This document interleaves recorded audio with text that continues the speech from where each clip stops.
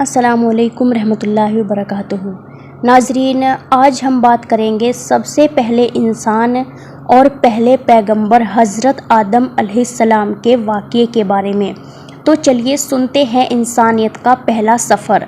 اللہ تعالیٰ نے جب انسان بنانے کا ارادہ فرمایا تو فرشتوں سے کہا، میں زمین پر اپنا ایک خلیفہ بنانے والا ہوں۔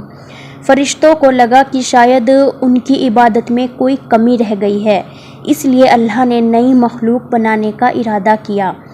فرشتوں نے اللہ سے کہا، یا اللہ، کیا آپ ایسی مخلوق کو بنائیں گے جو زمین پر فساد کرے گا؟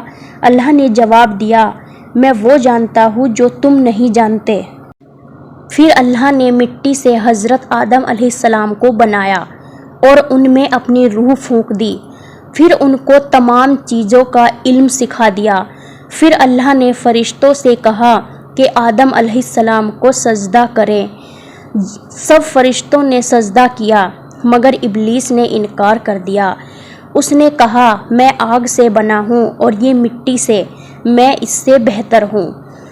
پھر اللہ نے حضرت آدم علیہ السلام اور ان کی بیوی حضرت حوا علیہ السلام کو جنت میں رکھا اور کہا، اس جنت میں جو چاہو کھاؤ مگر اس ایک درخت کے قریب نہ جانا۔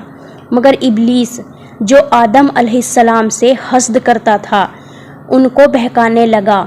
ان سے کہا، اگر تم اس درخت کا پھل کھا لوگے تو تمہیں ہمیشہ کی زندگی مل جائے گی۔ حضرت آدم علیہ السلام اور حضرت حوا علیہ السلام نے ابلیس کی بات مان لی اور وہ پھل کھا لیا۔ جیسے ہی انہوں نے پھل کھایا ان کا لباس اتر گیا اور وہ اپنی شرافت چھپانے لگے اس درخت کے پتوں سے۔ پھر اللہ نے حضرت آدم علیہ السلام اور حضرت حوا علیہ السلام سے فرمایا، تم دونوں جنت سے نیچے اتر جاؤ اور زمین پر رہو، مگر ساتھ ہی ان کو یہ بھی بتایا کہ اگر وہ اللہ سے مغفرت مانگیں گے تو اللہ معاف کرنے والا ہے۔ پھر حضرت آدم علیہ السلام اور حضرت حوا علیہ السلام کے بچے ہوئے، جن میں سے سب سے مشہور قابیل اور حابیل تھے۔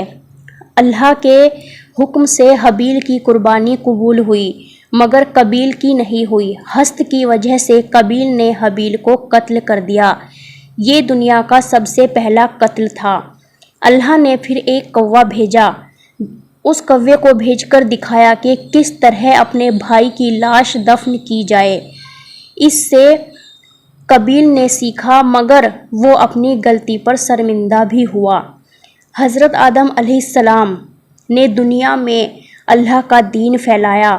ان کی وفات کے بعد ان کے اولاد نے ان کا دین چلایا مگر دھیرے دھیرے لوگ گمراہ ہونے لگے۔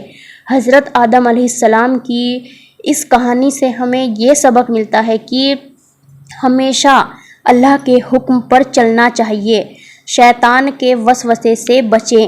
ابلیس ہمیشہ انسان کو گمراہ کرنے کی کوشش کرتا ہے۔ اگر انسان غلطی کرے تو فوراً اللہ سے معافی مانگنی چاہیے۔ حسد اور نفرت سے بچے، حسد انسان کو تباہ کر دیتا ہے۔ حضرت آدم علیہ السلام انسانیت کے پہلے پیغمبر تھے۔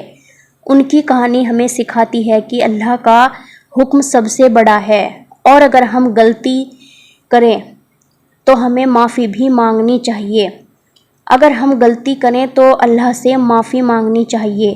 اللہ بہت بڑا ہے، معاف کر دیتا ہے۔